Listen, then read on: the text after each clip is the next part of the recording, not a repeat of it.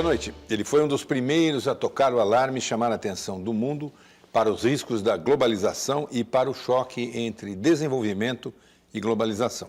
Envolvido há pelo menos 50 anos em estudos econômicos, sociais e ambientais, inclusive sobre o Brasil, suas ideias ajudaram a provocar o atual debate sobre a busca de crescimento econômico combinado a bem-estar social e preservação ambiental. O Roda Viva entrevista hoje o economista Inácio Sachs, um dos mais reconhecidos estudiosos do ecodesenvolvimento e que também é tido como estrangeiro que mais estudou e conhece o Brasil. Você vê a entrevista num instante.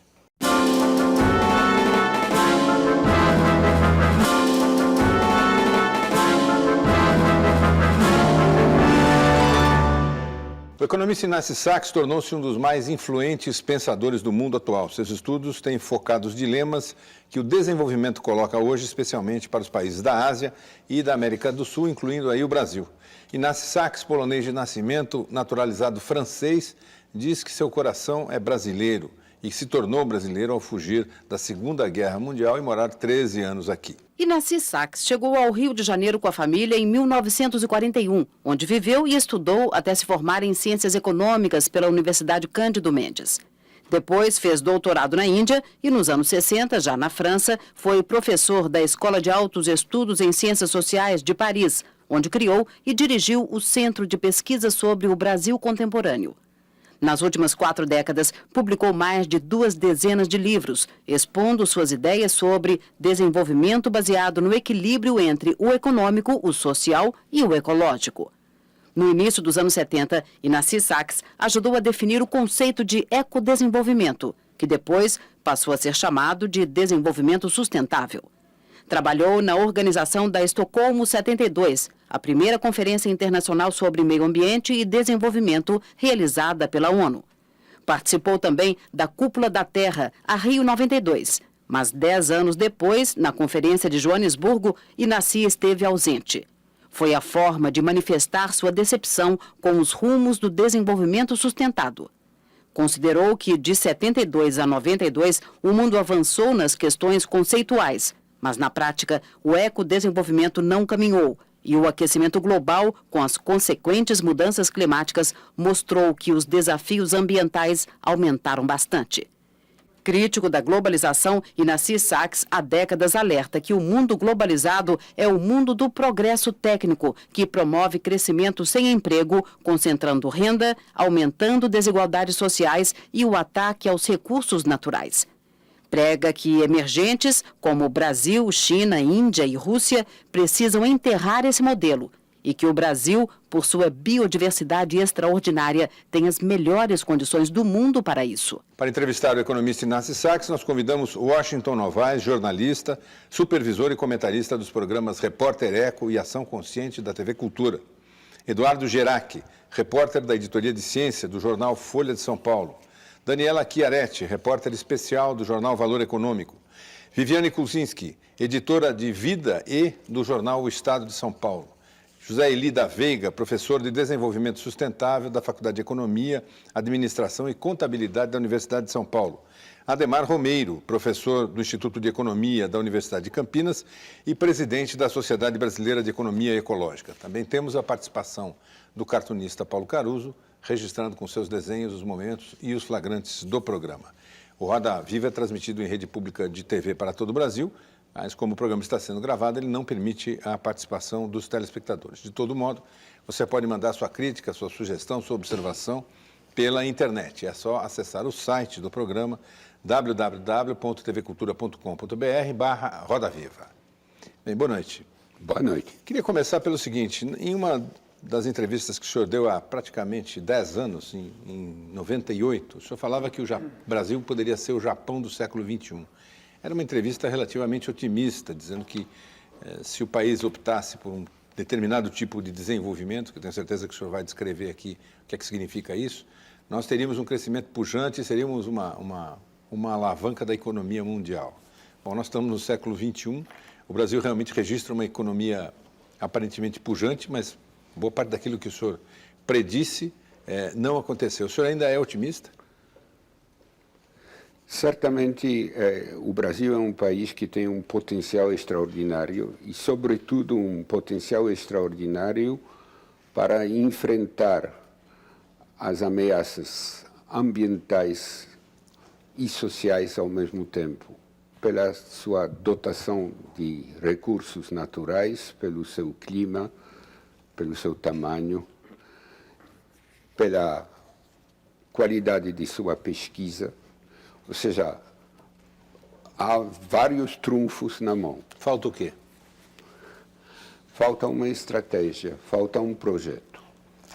Eu acho que eu não sou o único a dizer que falta essa visão, um projeto a partir do qual se poderia definir uma estratégia de longo prazo. Isso, evidentemente, não pode ser feito por um grupo de especialistas, requer um grande debate societal. E, enquanto esse debate não se faz... Ainda dá tempo? Sempre dá tempo, vamos dizer. Enquanto não estamos mortos, sempre dá tempo. Mas o senhor acha que o Brasil continua preso a uma lógica de crescimento econômico a qualquer custo, sem levar em consideração as consequências disso com a lógica financeira produzida? Eu creio que o economicismo, ou aquilo que um amigo indiano, Deepak Nair, chama o short-termismo, ou seja, a visão, o curto termo, sem ver o longo prazo, está prejudicando atualmente o debate no Brasil. Obviamente, não se pode buscar soluções que não sejam economicamente viáveis, porque o que não é economicamente viável não acontece. Mas daí não resulta que se deva fazer do lucro a curto prazo um único critério na definição do que se faz. Precisamos de uma visão de longo prazo, precisamos definir também os critérios éticos. Eu creio que o desenvolvimento se baseia essencialmente em dois tipos de solidariedade. Solidariedade sincrônica com as gerações presentes, isto é, o social. Solidariedade diacrônica com as gerações futuras. Isso é o ambiental, porque o ambiental se transforma em social se não for bem tratado. Então, os objetivos são sociais, existe uma condicionalidade ambiental forte e temos ainda que encontrar meios de tornar economicamente viáveis as soluções que estamos propondo. Bom, professor, ao relacionar agora as vantagens potenciais do Brasil, houve uma certa surpresa em que o senhor ter mencionado a pesquisa, porque nós vivemos num país que tem um sistema de ciência, tecnologia e inovação absolutamente incipiente para os desafios que existem no século XXI. E a sociedade brasileira não pressiona sequer pela educação científica. Acabou de sair, inclusive, resultados chocantes a respeito da calamidade que é a educação científica nesse país. Vi os resultados, claro que a situação não é positiva, mas eu estava me referindo, por um lado, à pesquisa agronômica. A Embrapa é hoje um foco importante de pesquisa sobre a agricultura tropical. Eu estava me referindo à pesquisa biológica. Vocês tiveram grandes avanços na pesquisa do genoma. Eu acho que, e sobretudo, a quem estou falando, a um professor da USP, vocês estão fabricando hoje milhares de doutores a cada ano. Portanto, mas o senhor mesmo, uma outra vez, comparou a dotação de recursos para a Embrapa pesquisar, por exemplo, biocombustíveis com outros países, mostrando que é ridículo o que está acontecendo aqui. Além do que o atraso que houve em relação ao pinhão manso, por exemplo, que o senhor mesmo destaca. são elementos que mostram o atraso científico e tecnológico do país. Eu não estou dizendo que não haja atraso científico e tecnológico. Eu digo que existe um potencial no país que pode ser direcionado.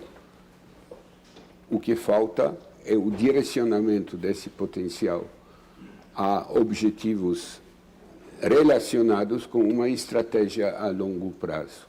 Eu estou certo que os agrônomos e os biólogos brasileiros têm a capacidade de estudar rapidamente as centenas de variedades de palmeiras nativas que poderiam servir, por exemplo, de fonte de óleo para fins combustíveis. De vez em quando aparece no jornal a notícia, um dia é a pupunha, um outro dia é uma outra palmeira, etc. Mas falta, e estou de acordo com o que diz, falta, vamos dizer, a ambição de um grande projeto de pesquisas em cima dos recursos naturais próprios do país. Vou me explicar um pouco em detalhe. Eu acredito que as soluções a longo prazo para enfrentar ao mesmo tempo 3 desafios: mudanças climáticas, dependência com relação ao petróleo, dependência addiction, como disse o próprio presidente Bush, e déficit crônico de oportunidades de trabalho decente. Para enfrentar esses 3 desafios do século, nós temos que partir para uma biocivilização moderna, ou seja, uma civilização que faça o melhor uso possível da energia solar captada pela fotossíntese.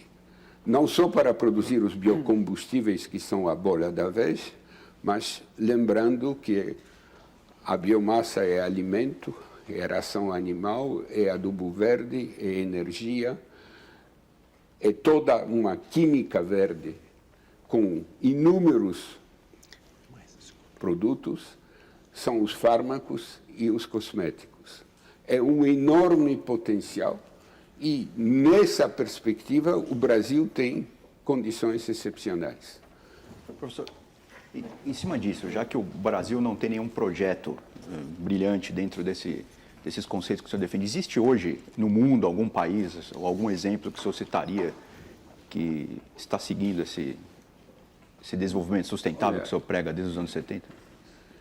Olha, eu acho que é muito difícil encontrar assim o país ideal, dizer que ele está fazendo tudo o que deveria ser feito e dividir o mundo em alguns que fazem o necessário e a maioria que não fazem o necessário.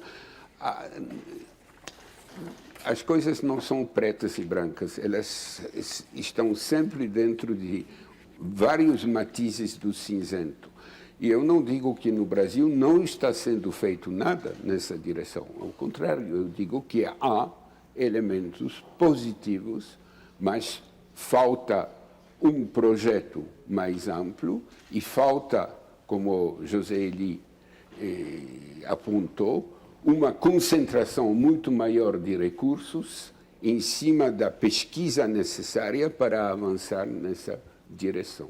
Professor, quem está mais perto dessa biocivilização? Desculpa, só para... Quem está mais perto dessa biocivilização?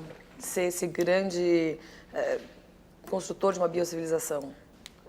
Qual é o país que está mais perto disso? Eu me recuso a fazer um ranking. Vocês têm sempre essa mania de dizer quem é o primeiro, quem é o segundo. O mundo não é um campeonato de futebol. Ou seja, é muito difícil dizer. Eu acho que há coisas extremamente interessantes ocorrendo na Índia, mas está muito longe daquilo que eu gostaria de ver. O senhor se refere ao microcrédito e essas coisas? Não. Eu me refiro a uma reflexão sobre a utilização dos recursos renováveis. Eu me refiro, sobretudo, a toda uma linha de pensamento sobre o desenvolvimento rural que tente responder ao mesmo tempo aos preceitos do que aqui eu acho chamam de revolução duplamente verde, ou seja, não só produtividade, mas também respeito da natureza, e que isso seja feito focando o camponês, o agricultor familiar, como vocês dizem aqui. Nesse aspecto, como é que o senhor avalia a política do governo em relação aos biocombustíveis, anunciada com grande ênfase para a produção familiar, especialmente no Nordeste, todo um pacote de medidas para estimular a produção de biocombustíveis pela produção familiar no Nordeste? Eu gostei da ideia do selo social, que é uma parte central da política, com relação não aos biocombustíveis, e sim ao biodiesel. Lembrando que biodiesel é, por enquanto, um pedacinho pequeno, diesel. E que o grande pedaço chama-se etanol. Falta o selo social para o etanol. O senhor acha que tem razão os críticos que dizem que a política brasileira nessa área, principalmente com o etanol, está ameaçando transformar o que pode ser uma das soluções num grande problema? Olha, eu acabo de preparar para a UNCTAD um estudo sobre essa controvérsia dos biocombustíveis. Vou me explicar.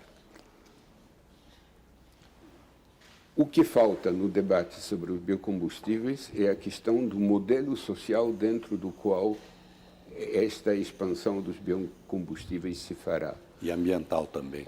Eu posso muito bem imaginar, eu posso imaginar uma expansão forte dos biocombustíveis usando-a como porta de entrada para um novo ciclo de desenvolvimento rural includente e sustentável. Mas eu não posso, a priori, excluir que esse boom dos biocombustíveis venha a ser mais uma rodada do modelo historicamente conhecido de desenvolvimento concentrador de terra e de riqueza e excludente. Como está acontecendo no Centro-Oeste e em algumas partes do Nordeste. O problema, o que está acontecendo, o que vai acontecer, está no centro do debate. Eu acho que para que as coisas aconteçam, para que as coisas caminhem para o bom lado, em vez de caminhar para o lado errado, é necessário imaginar um conjunto de políticas públicas e há uma urgência para que essas políticas públicas sejam definidas e aplicadas. Um zoneamento econômico-ecológico rigoroso, uma certificação socioambiental de toda a produção dos biocombustíveis, não apenas aquela que vai para o mercado externo, mas também aquela que vai para o mercado interno. O tratamento desigual dos desiguais, ou seja, discriminação positiva dos agricultores familiares através de um conjunto de políticas como não só acesso à terra, mas acesso aos, vamos dizer, capacitação, assistência técnica permanente, créditos preferenciais e acesso ao mercado, e uma política de pesquisa. Para mim, essa política de pesquisa deveria, por um lado, focar o potencial da biodiversidade brasileira em termos de outras fontes de óleo. Por outro lado, ela deveria insistir sobre sistemas integrados de produção de alimentos de energia adaptados aos diferentes biomas e não continuar a raciocinar por cadeias de produção justapostas. Há enormes sinergias que podem ser conseguidas juntando o problema da produção do alimento e da energia, e não contrapondo-os.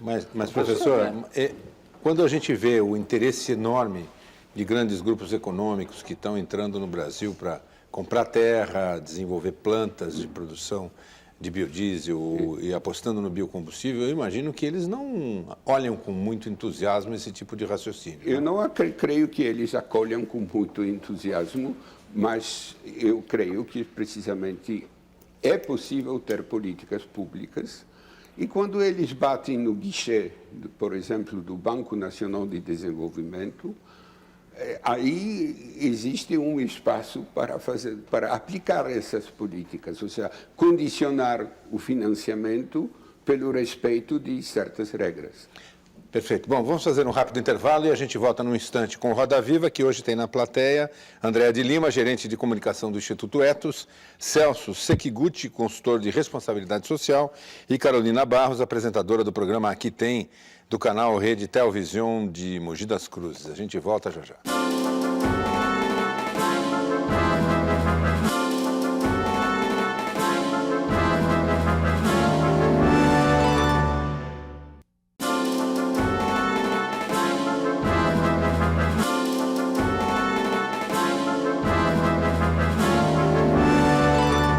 Voltamos com Roda Viva, que hoje entrevista o economista polonês naturalizado francês Inácio Sachs, um dos pioneiros da concepção de crescimento econômico combinado com bem-estar social e preservação ambiental. Ele produziu ao longo de 5 décadas um dos mais importantes conjuntos de ideias e análises sobre a questão do desenvolvimento.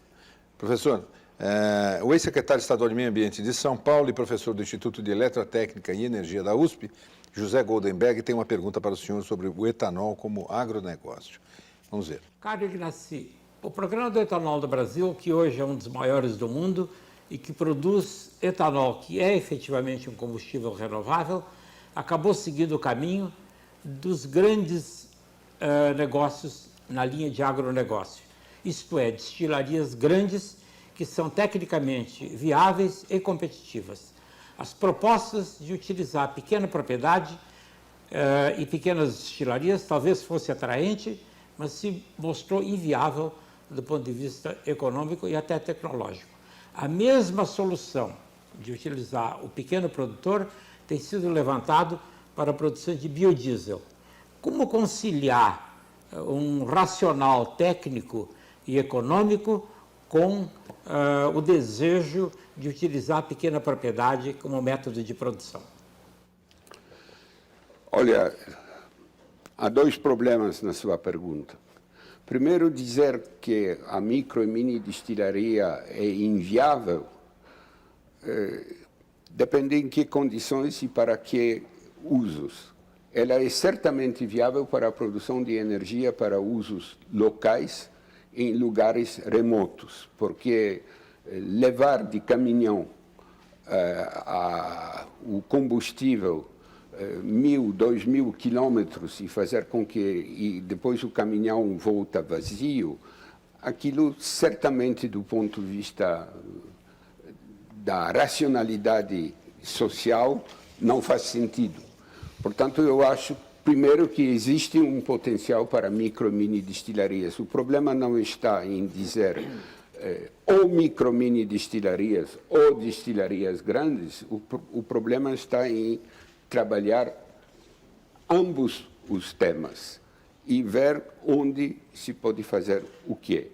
A Petrobras está, neste momento, apoiando um projeto de microdestilarias, trabalhando com pequenos agricultores cooperativizados lá no sul do Rio Grande do Sul. Vamos ver qual vai ser o resultado dessa experiência.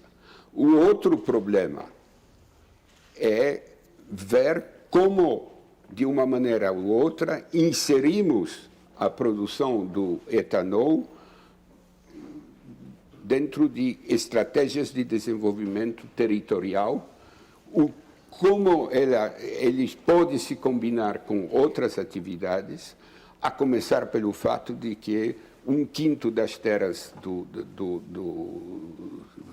da cana-de-açúcar é cada ano usado para outras culturas. Eu acho que não podemos fazer um plano de energia que seja dissociado de um plano de desenvolvimento rural integrado. E eu estou certo que é possível melhorar a situação olhando de perto essas possibilidades de consorciamento, de associação, etc.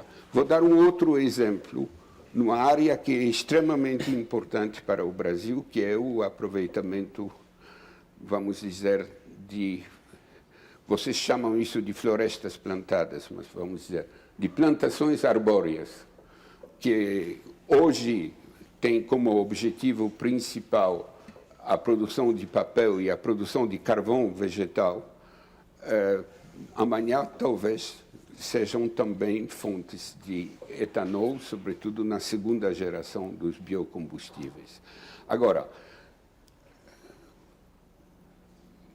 ficar na ideia de que, economicamente, a melhor coisa é um latifúndio monoprodutivo, me parece, primeiro, perigoso, por causa das tensões sociais que isso pode criar, mesmo admitindo que as políticas ambientais sejam aplicadas, ou seja, matas ciliares, reserva, corredores ecológicos.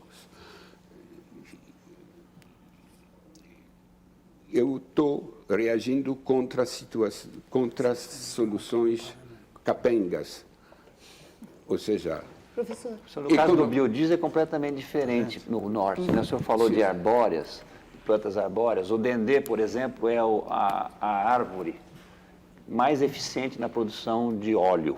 Mas, é um enorme potencial no norte e para a produção familiar, na medida em que grandes plantações gerenciadas de maneira com trabalho assalariado se mostraram inviáveis, como é na Malásia, produção familiar.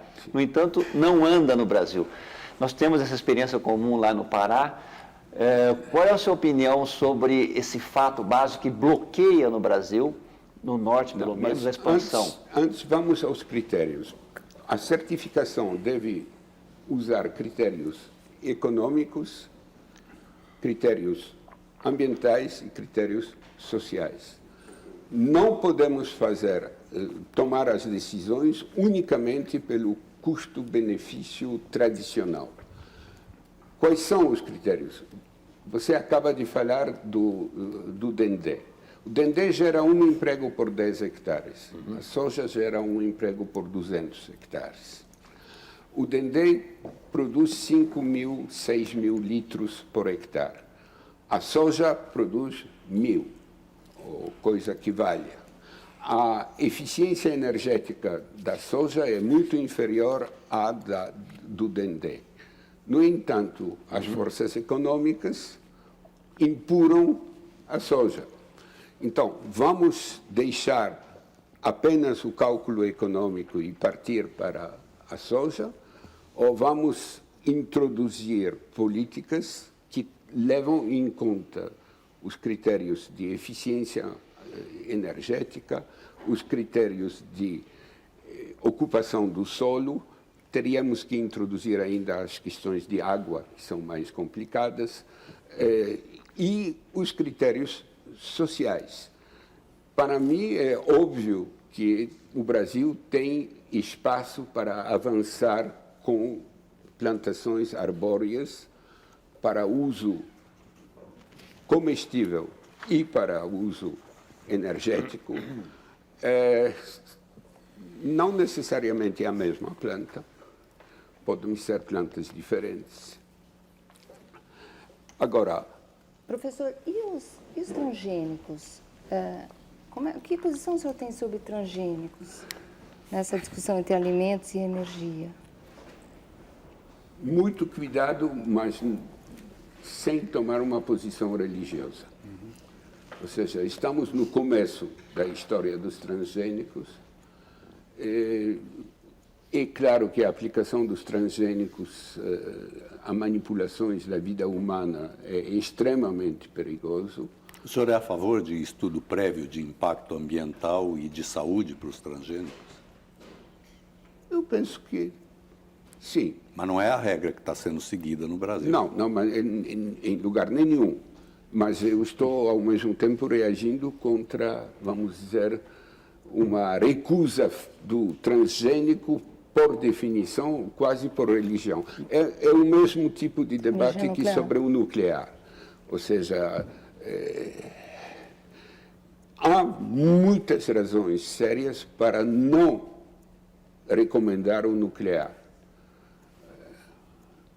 Armas, resíduos, Custo, depende, segurança, etc. Agora, daí não se deve deduzir que não se deve trabalhar sobre o problema da fusão e não se deve continuar vamos dizer, a pesquisa. Ou seja, nós temos que ter uma grande responsabilidade social e, ao mesmo tempo, uma grande abertura de espírito. mas precisa cuidado nos transgênicos. Precisa cuidar nos transgênicos, mas precisa também cuidar nas Abertura soluções que e são cuidado. baseadas unicamente num custo-benefício. Seria o princípio da precaução, no caso dos transgênios? Olha, o princípio de precaução está sendo muito debatido, entre outros, por um colega meu e amigo, Jean-Pierre Dupuy. O princípio está sendo, às vezes, aplicado de uma maneira, por demais, eu diria, mecânica. Mas, obviamente, nós temos que aprender a pensar o longo termo, a pensar e a entender que o desenvolvimento é, por definição, multidimensional, o que nos remete, aliás, à pluridisciplinaridade. E isso não se reduz a um custo-benefício, Professor, às vezes eu tenho... a um algoritmo. Eu tenho a impressão que boa parte desse debate, digamos, onde se confrontam duas forças, de um lado a força do sistema econômico e do outro a parte da academia, uma parte da militância e uma pequena parte do mundo econômico, que entre, vamos dizer assim, quem, entre aspas, é verde e quem acha que os verdes só atrapalham o desenvolvimento, ele está sempre prejudicado por uma questão de escala. As experiências verdes, eu estou simplificando a expressão para facilitar a explicação, elas são sempre em pequena escala. E todas as vezes que vai se debater como é que isso, em pequena escala, ganha tamanho, dimensão, articulação, a coisa não vai para frente. Até porque os interesses econômicos têm muito mais... Eu vou citar um exemplo. Quando você vai num guichê de um banco, como o Banco do Brasil, como um pequeno produtor rural, ambiental, etc., a quantidade de exigências que é feita é semelhante àquela que é feita para os grandes produtores. Há como escapar desse dilema? Inclusive, o Banco do Brasil é um bom exemplo, porque ao lado dos grandes programas, etc., o Banco do Brasil tem um programa de desenvolvimento regional sustentável, que é hoje uma carteira bastante importante, eu creio que vai além de 2 bilhões de reais, e que funciona sobre critérios diferentes. O problema não está em pegar uma solução ou outra, o problema está em trabalhar ao mesmo tempo a grande escala e a pequena escala, voltando a essa questão do biodiesel. O biodiesel foi pensado para favorecer o pequeno.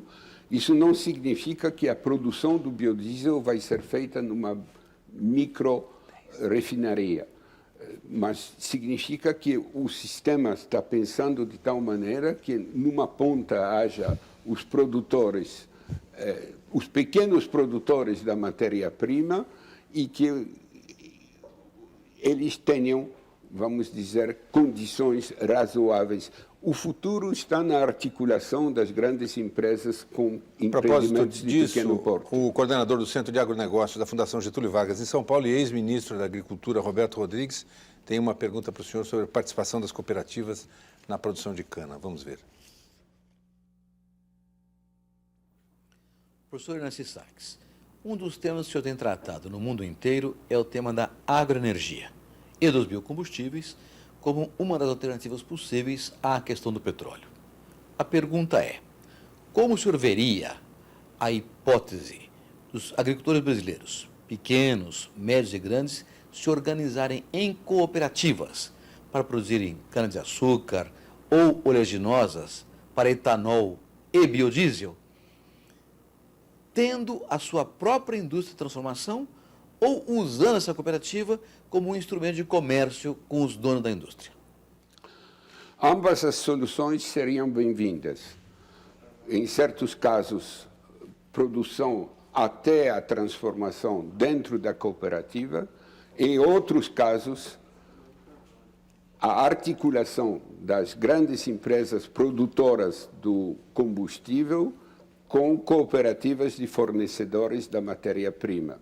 Ou seja, esse problema da construção de sinergias entre grandes empresas e empreendimentos de pequeno porte. Aproveito para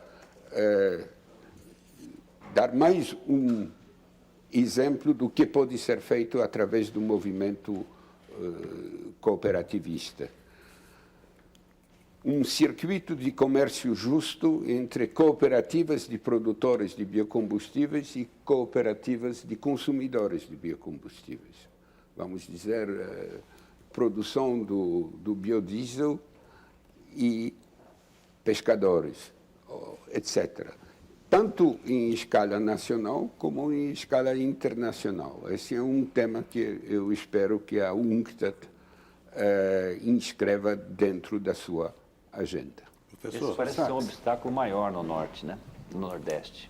A fragilidade das organizações cooperativas ou associações de produtores pequenos e médios, né? No norte, nordeste. Isso não vem de hoje. Ou seja, o movimento cooperativo brasileiro está muito mais forte no sul do país, onde há, por razões, vamos dizer, culturais e da composição do papel dos imigrantes europeus, de uma agricultura que se assemelha mais à agricultura camponesa da Europa, que não é o caso do Nordeste. Mas isso não significa que não devamos fazer um grande esforço para levar o cooperativismo ao Nordeste, e aí vem o problema da capacitação, educação e assistência técnica. A assistência técnica pode ser também uma assistência técnica na organização e no gerenciamento das cooperativas. Eu acredito que as cooperativas têm um papel importante a desempenhar em todo o Brasil e não apenas no Sul. Professor, as grandes questões, como a das mudanças climáticas e a insustentabilidade dos padrões de produção e consumo, os cientistas que se dedicam a essas áreas têm alertado para a questão do tempo, que é preciso agir muito rapidamente. Na questão do clima se fala até que temos aí pouco mais de uma década para realmente conseguir uma redução substancial de emissões. O primeiro texto desse seu livro, Rumo à Eco-Socioeconomia, que é de 1971, o primeiro texto, já falava na dificuldade de mudar a lógica apenas financeira, economicista e introduzir outras lógicas. E eu me lembro também do senhor citando o seu mestre polonês, Kalecki, né? Que dizia que uma nova ideia precisa do tempo de uma geração para se afirmar, precisa de 20 anos. O senhor escreveu isso em 1971, 36 anos depois, nós estamos quase no mesmo lugar ainda e temos pouco tempo. Como é que o senhor vê essa questão da urgência e do tempo? Olha, uma geração pode durar 20 anos, pode durar 40. Uma geração de elefantes dura ainda mais. Obviamente, a questão do tempo existe. Mas, nos anos 70, quando eu comecei a trabalhar sobre esses assuntos, havia um clima bastante parecido no debate ao de hoje. Ou seja, o Clube de Roma dizia que se a gente não parar o crescimento, no fim do século só estaremos condenados a escolher entre morte por exausto por falta de recursos naturais ou por excesso de poluição. Isso foi dito em 1970, com respeito ao ano 2000. E nós caminhamos nessa direção, né? Caminhamos, mas não morremos, ainda estamos vivos. Ou seja, o que eu quero dizer? É importante insistir que não se trata de ideias que podem ser sempre postergadas. Nesse sentido, eu, pessoalmente, sou muito crítico do protocolo de Kyoto, porque o protocolo de Kyoto está baseado num falso conceito de dizer, vamos ver o quanto podemos fazer por consenso, em vez de se perguntar o que deve ser feito e depois discutir como isso será feito. Mesmo realizado integralmente, o protocolo de Kyoto vai realizar 10% da redução das emissões que é necessária.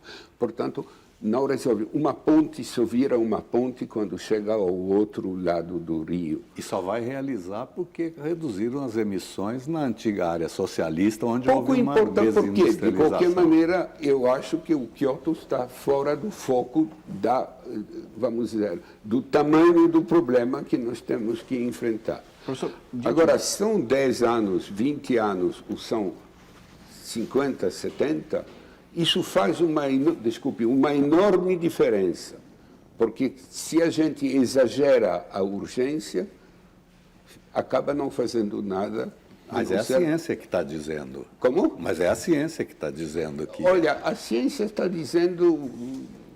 Ela não está dizendo que vai haver uma catástrofe daqui a 20 anos irremediável. Está Se ultrapassar 2 graus no aumento da temperatura, mas sim. olha, se 1,9 é aceitável, 2,1 não significa uma catástrofe, significa um agravamento da situação. Eu estou totalmente de acordo consigo que nós devemos insistir sobre a urgência, mas se insistimos demais sobre a urgência, perdemos a capacidade de definir estratégias que são, vamos dizer, que levam em conta fases diferentes do processo. Um bom exemplo sobre isso foi o debate sobre a bomba população. Ou seja, os demógrafos que diziam que o problema central está na explosão demográfica,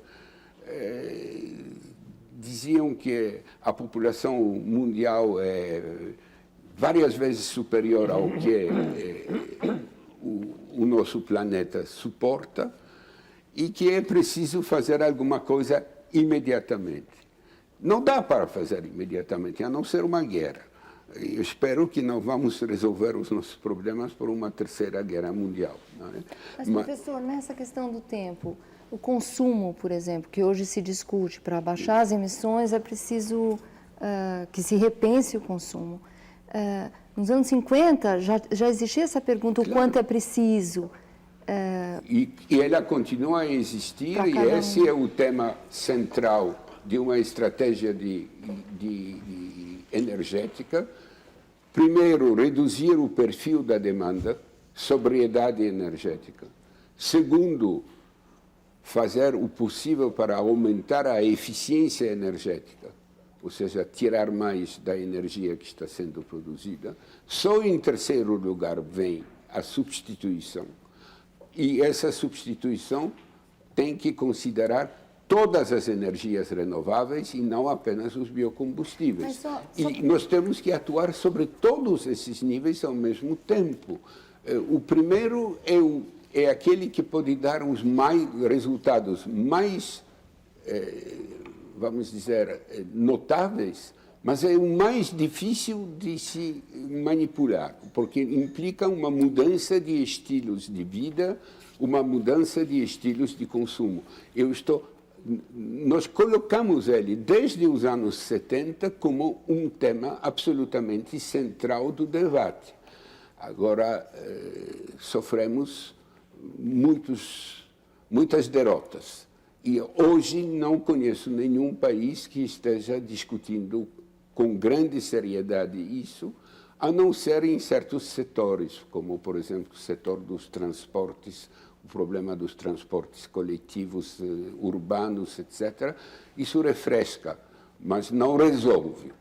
Eu estou de acordo consigo, mas pelo fato de esse ser um elemento importante, não significa que nós não devamos estar agindo sobre todas as variáveis dessa equação.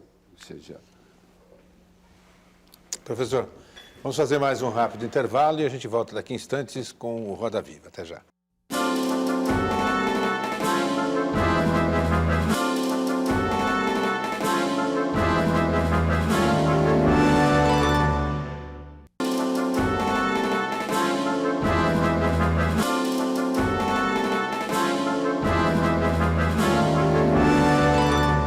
Você acompanha a entrevista no Roda Viva com o economista Inácio Sachs. Participam Washington Novaes, supervisor e comentarista dos programas Repórter Eco e Ação Consciente da TV Cultura, Eduardo Gerac, da Editoria de Ciências da Folha de São Paulo, Daniela Chiaretti, do Jornal Valor Econômico, Viviane Kuzinski, editora do Vida e do Jornal Estado de São Paulo, Zé Elida Veiga, professor de Desenvolvimento Sustentável, e Ademar Romero, professor do Instituto de Economia da Universidade de Campinas. O programa não permite a pergunta direta do telespectador, porque está sendo gravado. Nesse debate também da questão da redução do modelo, do hábito de consumo, quer dizer, da quantidade de coisas que nós consumimos, há um mantra muito repetido de que isso aí cabe a todos nós fazermos. Não importa se o sujeito mora numa favela, no bairro da periferia de São Paulo, de Nova Delhi, ou se ele mora em Washington, na Casa Branca. Eu queria saber se o senhor concorda com essa ideia. Se eu concordasse, proporia que o habitante da favela venha morar na Casa Branca por um dia e o morador da Casa Branca vai morar na favela em Nova Delhi. Acho que exatamente esse debate sobre o consumo não pode ser dissociado do nosso pior problema social, que é o problema das desigualdades abissais, que apesar de todos os discursos e de todas as políticas, só fazem crescer. E há uns 2 anos atrás, as Nações Unidas publicaram um relatório pouco discutido, mas dramático, que se chama o percalço da desigualdade. E é evidente que apelar para um consumo mais sóbrio para aqueles que mal sobrevivem, quando se assiste na televisão todo dia a exemplos de um consumo indecente, não pode levar a nenhum efeito prático. Por isso que nós não podemos dissociar o debate ambiental do debate social e não podemos não colocar no centro dessa discussão sobre a estratégia o problema de como superar, ou como pelo menos reduzir as desigualdades sociais aberrantes. Enquanto não fizermos isso, a credibilidade do nosso discurso com relação aos habitantes da favela será nula. Professor Sachs, eu acho que quem assistiu os 2 primeiros blocos desse programa certamente notou que as suas respostas são mais otimistas do que as perguntas, em geral. Eu o conheço há muito tempo e sei que esse otimismo é sempre aliado a um certo pessimismo da razão, quer dizer, um otimismo da vontade que se alia a um pessimismo da razão, como em algumas respostas acho que ficou claro. E o senhor está fazendo 80 anos. Uma das coisas que mais chama atenção é que, recentemente, nós o convidamos para fazer uma conferência na Faculdade de Economia e Administração, e mesmo sendo um período muito difícil de realizar esse tipo de eventos, a sala estava abarrotada, e principalmente de jovens. Então, o que o caracteriza e faz com que nós tenhamos tanta admiração, eu sou um discípulo do senhor há muitos anos, é justamente essa capacidade de transmitir esse otimismo e esse pessimismo da razão, inclusive para os jovens. Então, eu não gostaria que a gente perdesse a oportunidade, nesta noite, do senhor se dirigir aos jovens brasileiros e dizer aquilo que de mais importante nesse final de 2007 o senhor teria para dizer para os jovens que talvez não estejam tão representados aqui? Bem, a mensagem central você definiu muito bem. Pessimismo da razão, quando a gente analisa as coisas, não há razão para alegria. Otimismo da ação, quanto pior a situação, tanto maior a nossa obrigação de agir, de tentar agir para mudar o rumo das coisas. Agora, para os jovens, eu creio que nós estamos vivendo um momento bastante extraordinário. Estamos sentados em cima de ruínas de vários paradigmas falidos. Socialismo real, consenso de Washington, a contra-reforma neoliberal que prometeu muita coisa que não foi realizada, a social-democracia que, a meu ver, pelo menos a europeia, está sofrendo passando por um momento extremamente difícil, porque ela levou longe demais a ideia de que se pode deixar a economia ao mercado, pensando que se pode ter uma economia de mercado irrestrito e uma sociedade que não seja uma sociedade de mercado através de uma política, vamos dizer, assistencial, remedial, etc. Acho que isso não funciona. Portanto, os jovens deste país e de outros países estão condenados a inventar novas soluções. Dentro dessa visão sistêmica que o senhor está apresentando aí sobre desenvolvimento, etc., existe um fosso abissal, podemos dizer, entre isso que o senhor pensa e o que é aplicado nas políticas públicas, tanto do Brasil como de outros países. Os políticos não entendem o que você fala?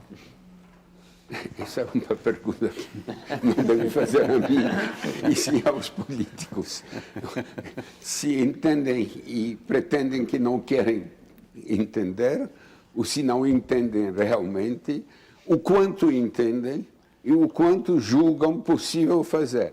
Mas eu repito, as situações não são situações pretas e brancas, as situações são de diferentes matizes cinzentos. Se tivéssemos mais tempo, poderíamos discutir em que áreas as coisas estão progredindo, em que áreas as coisas não estão progredindo ou estão até regredindo. Mas para dizer como a coisa é complicada, se eu olho a quantidade de terras que foram distribuídas na reforma agrária no Brasil, é um resultado extraordinário. Se não me engano, são 50 milhões de hectares, é uma França. Portanto, são 2 Franças agrícolas e meia. Agora, se eu olho qual é o resultado dessa distribuição, a situação é diferente. Se me pergunta se é possível melhorar o desempenho da reforma agrária, eu acredito que sim. Eu acredito que sim. E, na realidade, quando eu digo que nós precisamos aplicar uma política de discriminação positiva aos mais fracos, eu incluo nisso o problema de um feixe de políticas públicas simultâneas em cima dos assentamentos da reforma agrária. Capacitação, que faz falta, assistência técnica permanente, que na maioria dos casos faz falta. O crédito, obviamente, temos que repensar o PRONAF, mas o PRONAF foi certamente um passo importante para a frente. E acesso ao mercado, onde há muita coisa a fazer. Porque, inclusive, há alguns assentamentos na Amazônia, por exemplo, que estão sendo protagonistas de desmatamento. Claro que estão sendo protagonistas de desmatamento e não esqueçamos que durante muitos anos o desmatamento foi o objetivo subsidiado pelo governo. Portanto, loteamento, né? Como? Foi feito um loteamento durante muito tempo. Mas não só. A ideia era dos militares era que se devia ocupar a Amazônia. Ocupar para desenvolver. Houve incentivos fiscais para empresas investirem no desmatamento. Até um momento bastante recente, quando a gente olha qual é o, vamos dizer, o desempenho passado da BASA, do Banco de Desenvolvimento da Amazônia, os cabelos... Mas mesmo nessa área da reforma agrária, professor, em 1997 houve uma comissão da Câmara dos Deputados que foi criada para estudar a questão das madeireiras estrangeiras na Amazônia. E o relator dessa comissão era o então deputado Gilney Viana, que depois foi do Ministério do Meio Ambiente. E o relatório da comissão naquele momento é que, naquele momento, a principal causa do desmatamento na Amazônia era a reforma agrária, mais de 50% do desmatamento. E não havia outro caminho. A pessoa era colocada ali num lote, sozinha, sem nada, sem dinheiro, sem transporte, sem nada. Ele desmatava para fazer a sua casa, fazer a sua roça, vender madeira, criar pasto, todas essas coisas. Esse relatório foi duramente criticado por todo mundo, a começar pelo partido do deputado Gilney Viana, que o tratou muito mal nessa ocasião. Diminuiu isso, mas a reforma agrária ainda é responsável por mais de 20% do desmatamento na Amazônia. O senhor já participou até de uma agenda para a Amazônia. Qual o senhor acha que deva ser a política para a Amazônia? Deixa eu complementar a pergunta. O senhor acha que há chance no Brasil de finalmente nós termos um projeto para a Amazônia que não seja o que implicitamente, antigamente explicitamente, era simplesmente ocupar a área?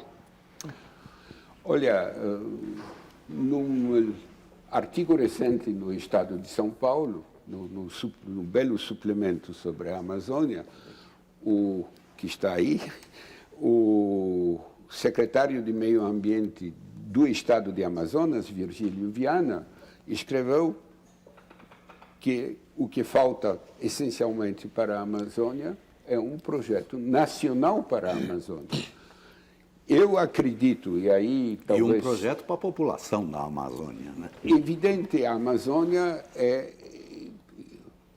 Eu fico sempre muito nervoso quando leio nos escritos europeus ideias do tipo vamos transformar a Amazônia numa Antártida.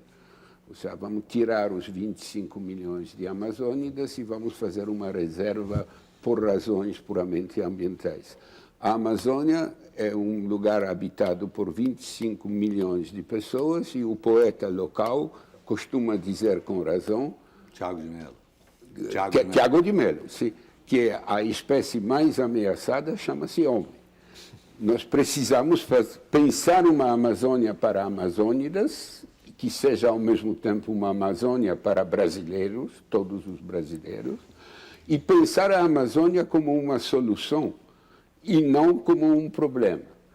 Solução porque, bem conduzida, a Amazônia tem condições excepcionais para esta biocivilização moderna. Mas precisaria aceitar uma tese como a da Sociedade Brasileira para o Progresso da Ciência, de um investimento pesado em ciência na Amazônia. Certamente. Porque quando o José Eli já levantou a questão da insuficiência. Se a pesquisa brasileira tem resultados muito positivos em algumas áreas, como a agricultura do cerrado, como o genoma e, por que não, como petróleo em águas profundas, ela tem uma insuficiência patente no que diz respeito à pesquisa amazônica. Mas, professor, o senhor não acha que, claro, sempre é melhor, mais pesquisa, mas com o conhecimento atual que temos considerando o espaço disponível já aberto na Amazônia, temos tudo que é necessário para tocar. Eu costumo dizer que eu deixaria de multiplicar as reservas naturais e as reservas de indígenas, porque é bastante fácil fazer isso com um lápis sobre um mapa, mas depois fica o problema conservação, cumprimento da lei. Do cumprimento da lei, e faria das áreas desmatadas, 70 milhões de hectares, dos 700 mil quilômetros já desmatados, a área de desenvolvimento, concentrando lá todos os esforços de desenvolvimento. Isso é possível, é necessário, e é assim que a Amazônia de problema vai passar a ser uma solução. Professor, vamos fazer mais um rápido intervalo e nós voltamos num instante com o Roda Viva. Até já.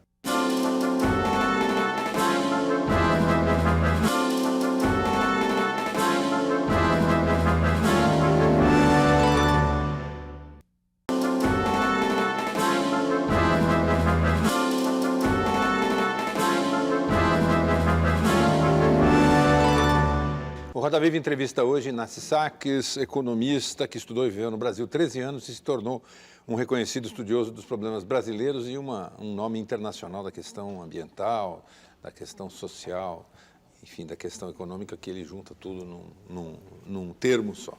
Uma questão que nós não abordamos aqui foi o problema urbano como um todo, quer dizer, em linhas gerais. O Brasil tem vivido uma urbanização acelerada, não é o único país que vive isso, mas os resultados estão aí evidentes. Quer dizer, é praticamente impossível resolver questões com essa velocidade de urbanização. De outro lado, nem ao menos aquela coisa mais elementar que os romanos já tinham resolvido, que é o tratamento do esgoto, coleta e tratamento do esgoto, a gente resolve. Santa Catarina, estado que se diz desenvolvido, tem que ter a vergonha de declarar que só 10% do esgoto tratado, do esgoto produzido é tratado. O senhor prega uma mudança também no modelo de urbanização. O senhor acha possível essa mudança? Primeiro, eu diria que o Brasil está menos urbanizado do que dizem as estatísticas do IBGE, como os escritos do José Eli da Veiga aqui presente provaram. Mas, independentemente disso, eu acho que temos que reconsiderar a questão urbana. Há poucos meses, um dos departamentos das Nações Unidas publicou um relatório do qual eu discordo frontalmente. Esse relatório dizia, pela primeira vez, a metade da população do mundo está nas cidades, aleluia, vamos continuar, porque nunca houve progresso dissociado do processo da urbanização. E eu digo, a supor que uma metade já esteja nas cidades, a outra metade ainda não está nas cidades. Segundo, dizer que alguém que foi corrido fora do campo e está numa favela é alguém que foi urbanizado, é abusar do termo. No melhor dos casos, ele passa a ser um candidato à urbanização. E aquela favela, numa visão otimista, passa a ser um purgatório. Porque depois, um dia do purgatório, ele vai para o céu. Ok. Agora, por que eu acho que não há condições para continuar esse processo de urbanização acelerada? Eu vejo três diferenças com relação à situação que nós tivemos na Europa. Nós exportamos 90 milhões de camponeses às Américas, na segunda metade do século XIX e no começo do século XX. Números da mesma proporção significaria que teríamos que encontrar lugar para várias centenas de milhões de chineses e de hindus em algum lugar para serem acolhidos como imigrantes. Segundo, nós matamos, no século mais bárbaro da história, que foi o século XX, várias dezenas de milhões de camponeses nas duas guerras mundiais e nos campos de concentração e nos gulags. Espero que não vamos recorrer a essa solução. Terceiro, os nossos refugiados do campo chegavam às cidades onde havia indústrias que empregavam muita mão de obra. Isso mudou. Os demógrafos nos falam hoje da desindustrialização, não no sentido de que as indústrias produzem menos ou são menos importantes, mas elas produzem Com menos gente. com menos gente. Portanto, jogar esse, entre aspas, excedente de população rural significa criar aquilo que um pesquisador americano chamou Planeta Favela, Mike Davis. Esse livro está publicado aqui e, curiosamente, a edição francesa desse livro tem como título O Pior dos Mundos Possíveis. Professor, as estatísticas dizem hoje que a taxa de desemprego entre os jovens de 15 a 24 anos no Brasil é superior a 50%, mais de 50%. É quase como num subúrbio de Paris. Dos jovens, né? E também que esses jovens representam uma parcela imensa das vítimas da violência, dos homicídios. O senhor, num livro que publicou aqui no Brasil, que se chama Trabalho Decente e outras coisas, o senhor aponta alguns caminhos para resolver o problema do trabalho, do emprego, da renda, e fala principalmente na necessidade de formalizar a mão de obra, tirar a mão de obra da informalidade que ela está hoje. Hoje nós temos 60% da mão de obra no Brasil no informal, né? E isso tem representado um problema brutal. Na década de 60, por exemplo, os salários representavam quase 60% da renda no Brasil. Hoje eles representam um pouco mais de 30%. Por que caminhos o senhor acha que é possível produzir trabalho e renda para essa população, e Bom, essa, primeiro, inclusive a que vem do campo? Sem pregar uma volta da cidade para o campo, eu insisto sobre o enorme potencial que este país ainda tem para um novo ciclo de desenvolvimento rural. Desenvolvimento rural não é apenas agricultura. Há um grande potencial de empregos rurais não agrícolas e, portanto, eu acho, primeiro elemento de uma estratégia de geração de empregos no Brasil, olhar de novo o rural não como um resquício do passado, e sim como um elemento da solução do futuro. Nós estamos fazendo o contrário, né? Estamos tirando, inclusive estamos terminando com a educação na zona rural. As crianças e os jovens estão sendo levados para as cidades e acabando com as escolas na área rural. Obviamente, o rural é primeira prioridade. Segundo, temos que ver onde há um potencial para a geração de empregos urbanos.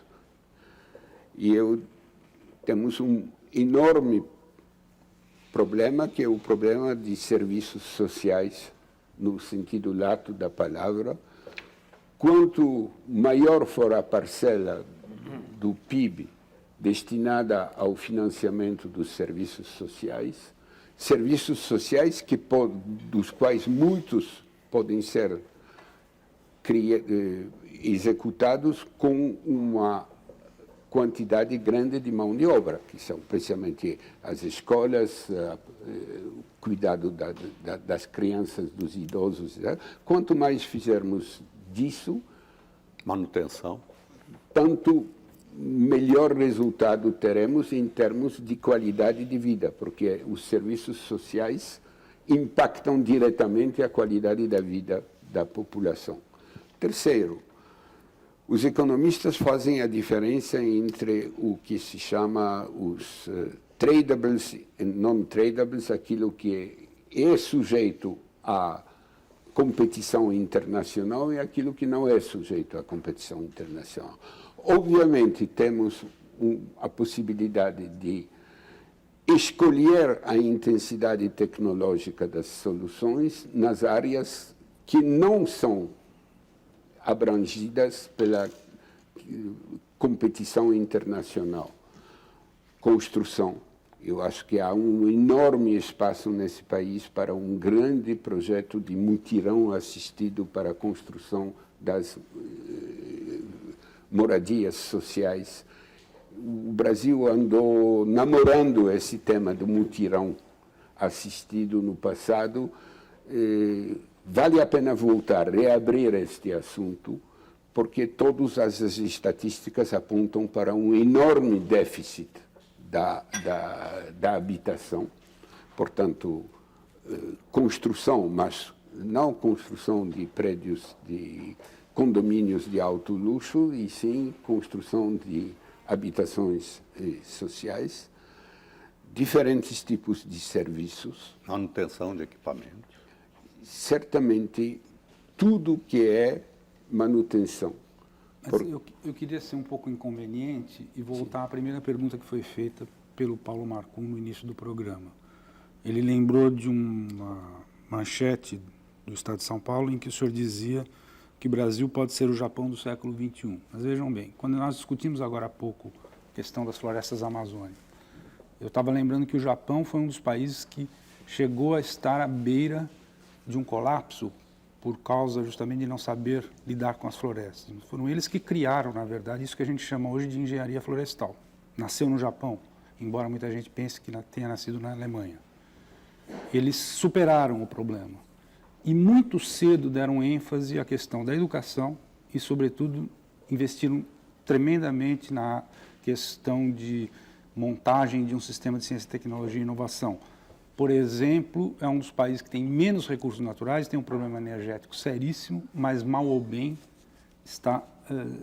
E, no entanto, se a gente olha para a maneira como a sociedade brasileira se comporta em relação a esse imenso patrimônio natural que é a Amazônia, ou se a gente olha para os resultados que nós obtivemos até agora, mesmo com muito atraso, houve uma certa ênfase, prioridade para a educação, embora essa prioridade para a educação seja sempre muito vaga, isso não aponta para a possibilidade do Brasil ser o Japão do século XXI. Olha, a educação pode e deve ser melhorada. Isso não é um problema insolúvel. Já falamos da questão de um aproveitamento diferente dos recursos naturais. Eu acho que o Japão e o Brasil, em certo sentido, quando eu falei que o Brasil pode ser o Japão, é que o Japão foi o país que deu um pulo de gato. E eu acho que o Brasil pode dar um pulo de gato. Agora, um pulo de gato totalmente diferente do pulo de gato japonês, porque o Japão deu um pulo de gato numa situação de penúria de recursos naturais. Inclusive transferindo para cá certos problemas. Por exemplo, passou a produzir alumínio aqui para não consumir energia. Espera, antes disso fez uma guerra de expansão imperialista para tentar botar a mão em cima desses recursos naturais. Não esqueçamos que na história do Japão tem a história do militarismo japonês. Até para arranjar arroz para a população, né? Como? Eles não conseguiam mais produzir arroz suficiente para a Sim, população. para isso precisavam do Taiwan, da Formosa, etc. Portanto, quando eu digo o Japão de amanhã, eu não digo seguindo o modelo japonês, que, a meu ver, não é um modelo, é até um antimodelo por muitas razões, a começar por esta do militarismo e de um militarismo extremamente brutal, violento, degradante, que foi parte da história do Japão. Eu digo Japão no sentido de um pulo de gato. E o pulo de gato que eu vejo para o Brasil é exatamente fazer do Brasil um país líder na construção de uma biocivilização moderna, usando os recursos que os outros não têm, botando a ciência e a tecnologia em cima dos recursos naturais e não usando a ciência e tecnologia como um substituto por falta de recursos naturais. A situação brasileira é objetivamente muito mais favorável que a situação japonesa. Mas para esse pulo do gato, o Brasil tem que olhar para dentro, certo? Claro. E o senhor costuma dizer que o Brasil olha muito para fora e não tem um projeto próprio. Isso. Isso não torna longo Não, enquanto em não praticar? se voltar a pensar sobre um projeto nacional, que, a meu ver, deveria ser um projeto nacional associado a esta oportunidade do pulo de gato,